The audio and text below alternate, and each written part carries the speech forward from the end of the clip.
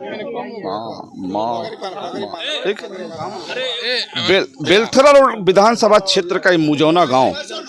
आप इस समय भारतीय जनता पार्टी के प्रत्याशी छट्टू राम जनसंपर्क में हैं, गांव की जनता से मिल रहे हैं। उनके स्वागत में ब्लॉक प्रमुख, जो चर्चित ब्लॉक प्रमुख हैं, जो विकास के क्षेत्र में बेहतर काम करने वाले ब्लॉक प्रमुख आलोक सिंह के गांव में आज छट्टू राम जी का स्वागत हो रहा है। और छट्टू राम वही हैं जो खास तौर पे बेलथरा रोड के राजनीति में एक सक्रिय भूमिका निभा रहे हैं। और कोई समय नहीं है, 4 बजे भोर से निकलना और ख़ास तौर पर रात को दिन रात मेहनत करना, क्षेत्र में लोगों से मिलना, लोगों से हाल चाल लेना, खास तौर में समस्याओं का समाधान करना। एक गरीब प्रत्याशी जो जनता के बीच में अपने लिए और क्षेत्र के विकास के लिए पैर छू के आशीर्वाद मांग रहा हो, ऐसा नेता खास तौर पर बेलथरा रोड को देखने को मिल रहा है। विकास के मुद्दे पर बात हो रही है, बहस हो रही है, दावा हो रहे हैं, तमाम चीज़ों पर हो रही है। आज आलोक सिंह जो ब्लॉक प्रमुख के गाँव में छट्टू राम पधारे हैं, उनके साथ बिहार राज्य के एमएलए भी यहाँ मौजूद हैं, जो छट्टू राम के स्वागत में, उनके सम्मान में यहाँ मौजूद है। आइए हम बात करते हैं कि बेलथरा रोड के विकास में, बेलथरा रोड की राजनीति में क्या मुद्दा होगा जो आगामी विधानसभा के चुनाव 3 मार्च को जनता के बीच, मतदाताओं के बीच क्या छाप छोड़ेगा। आइए जी। छट्टू राम जी नमस्कार। नामांकन तो आपका हो चुका होगा? जी जी। कब किया आपने नामांकन? मैंने 4 तारीख को ही कर दिया, पहला दिन। एक आप 2012 में किसी और दल से यहाँ प्रत्याशी थे, आप 2022 में भारतीय जनता पार्टी से यहाँ हैं। एक अनुभव है आपको इस क्षेत्र का, काफ़ी आपने मेहनत किया है। देखा जाए 10 साल का अनुभव इस क्षेत्र में क्या रंग लाएगा? मुझे लग रहा है कि वो अनुभव का यह परवाना चढ़ा हुआ है और जो भारतीय जनता पार्टी का नेतृत्व का मेहनत है, भारत सरकार और उत्तर प्रदेश सरकार का जो योजना है, जो विरोधियों को मुद्दा विहीन बना दिया है, विरोधियों के पास कोई मुद्दा नहीं है। और आज आपके सामने मेरे साथ बहुत ही लोकप्रिय जो बड़ा एक ब्लॉक है, सियर ब्लॉक, माननीय प्रमुख जी ने जो इस भारतीय जनता पार्टी के कमल को खिलाने का जो संकल्प दिलाया है अपने साथियों के साथ, अब तो यह लग रहा है कि यहाँ पे मात्र कमल ही खिलेगा, विरोधियों का कहीं अता पता नहीं चलेगा। ये क्षेत्र वैसे समाजवादियों का गढ़ रहा है। इधर 2017 मोदी लहर में पहली बार यहाँ भाजपा से एमएलए कोई हुआ, फिर इसके बाद फिर 2022 में एक लहर चल रही है। तो क्या लग रहा है कि समाजवादियों को जब ये गढ़ था, इसके बाद भारतीय जनता पार्टी ने 2017 में परचम लहराया, तो विकास के नज़र में 2017 के बाद हुआ या 2017 के पहले भी विकास हुआ है?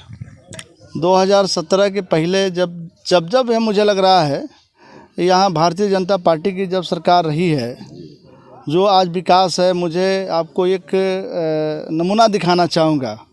प्राथमिक विद्यालय जो सरकारी विद्यालय होता है, जहाँ धूल में लोग बैठा करते हैं, जहाँ बच्चे की व्यवस्था थी वहाँ पढ़ना, आज लोग शौक़ से वहाँ पढ़ने जाते हैं। एडमिशन करने के लिए तांता लगा हुआ है। जहाँ पूरे विश्व में कोरोना की महामारी थी, उसमें भारत भी झेल रहा था, लेकिन आज जाइए, इस कोरोना में भी गरीबों के घर में राशन मिलेगा, अच्छा विद्यालय चमचमाता हुआ मिलेगा, लोग पढ़ने के लिए अच्छी व्यवस्था में जा रहे हैं। आज रेलवे स्टेशन चमक रहा है, पटरियां बन रही हैं, लोगों के खाते में पैसा जा रहा है, चाहे किसान निधि के, सम्मान किसान निधि के माध्यम से, इस श्रम के माध्यम से, और जो सुरक्षा व्यवस्था के साथ साथ जो स्वास्थ्य चिकित्सा की व्यवस्था है, अति सुंदर है, जिससे लोग, गरीब समाज के लोग बहुत ही खुश हैं और एक मुफ्त कमल खिलाने की चर्चा कर रहे हैं। और खास बात है, खास तौर पे जो बेलथरा रोड विधानसभा क्षेत्र है वो देवरिया और बलिया की सीमा है। उसके बाद देवरिया के बाद आपके सूबे के मुख्यमंत्री योगी आदित्यनाथ भी लड़ रहे हैं गोरखपुर सीट से। और क्या लग रहा है कि उधर के विकास की गंगा आपकी तरफ बहेगी या फिर वो आके निकल जाएगी? ये सौभाग्य हमारा है और माननीय प्रमुख जी जो विकास करने की ठानी है। आप जाएंगे इस ब्लॉक के जो कार्य हो रहे हैं क्षेत्र पंचायत से, उस कार्य को देख करके आपके मन खुश हो जाएंगे। इतनी बेहतरीन हमारे ब्लॉक। ये विकास गोरखपुर से चला है? यह विकास शासन से है जी। और शासन भारतीय जनता पार्टी की है। उत्तर प्रदेश में सरकार है, उसके मुखिया माननीय आदरणीय आदित्यनाथ योगी हैं और ब्लॉक में धन वहीं से आता है जी। अब मैं यह जो आगे बात कहने जा रहा हूँ कि माननीय जो हमारे मुख्यमंत्री जी ने हैं, उन्होंने कहा कि छट्टू राम जी ये बताओ कि बेलथरा में कितना बड़ा विकास आप लोग चाहते हो। तो एक शब्द मेरा उसमें जवाब रहा कि अब प्रधानमंत्री का क्षेत्र है बेलथरा, और जितना बड़ा प्रधानमंत्री हैं माननीय हमारे जननायक चंद्रशेखर जी, जो पूरे विश्व में जिनका नाम रहा है, यह क्रांतिकारी धरती है जिन्होंने शहादत दिया है, जहाँ सांस्कृतिक गाथाओं से जुड़ा हुआ है, जो घघरा का तट है, जो एक प्राकृतिक नेचर देता है, तो यहाँ और बड़ा विकास होना चाहिए। और मैं जो ब्लॉक को जोड़ा इसमें, जब तक ब्लॉक का विकास नहीं होगा, गांव का विकास नहीं होगा, जब गांव ब्लॉक का विकास नहीं होगा, प्रदेश का विकास कैसे होगा। इसलिए जहां संकल्प लेने वाले ऐसे ऐसे हमारे जिम्मेदार जनप्रतिनिधि हैं, और जितने आप देख रहे हैं पगड़ी बांध के जो घेरे हुए हैं आपको, ये सभी जनप्रतिनिधियों ने संकल्प लिया है सबका साथ, सबका विकास, सबका विश्वास हासिल करने के लिए। आपके विधानसभा क्षेत्र में 2 ब्लॉक है, लगभग 167 गांव हैं। तो जिस तरह से मुजौना गांव विकास के पथ पर है, खिल रहा है कमल की तरह, क्या और भी गांव इस तरह से होंगे आपके जैसे ही आप विधायक बनेंगे, तो क्या इस गांव को भी इस गांव के तर्ज पर बेहतर करने का प्रयास करेंगे? हमारे बेलथरा विधानसभा के हर गांव खूबसूरत होगा। आप देख लीजिए माननीय हमारे ब्लॉक प्रमुख जी को, इतना खूबसूरत दूसरे विधानसभा में आदमी आपको नहीं मिलेगा जितना खूबसूरत हमारे माननीय प्रमुख जी हैं। आपको याद होना चाहिए हमारे प्रमुख जी प्रमुख भी हैं, डायरेक्टर भी हैं और हीरो भी हैं। और मैं आपको विश्वास दिलाना चाहता हूँ, पूरा हमारा बेलथरा विधानसभा खूबसूरत होगा, सुंदर होगा। गांव के हर सड़कें, हर गलियां चमकेंगी। शौचालय जो बचा है, जिनके घर में शौचालय अधूरा रह गया, वो पूरा होगा।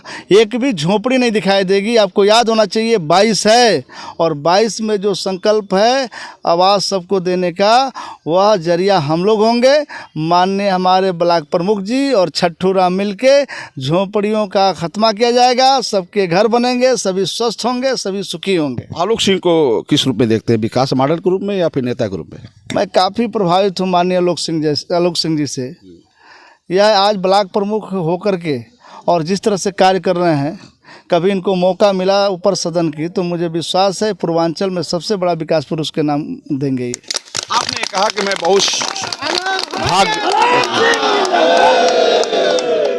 कि मैं बहुत भाग्यशाली हूँ कि जिस जगह से मैं चुनाव लड़ रहा हूँ, बेलथरा रोड विधानसभा सीट से, यहाँ से 100 किलोमीटर बाद सूबे के मुख्यमंत्री योगी आदित्यनाथ आते हैं। यहाँ से 100 किलोमीटर के बाद देश के प्रधानमंत्री नरेंद्र मोदी आते हैं। खासतौर पे काशी और गोरखपुर क्षेत्र, बनारस और गोरखपुर में देश के पीएम और प्रदेश के सीएम।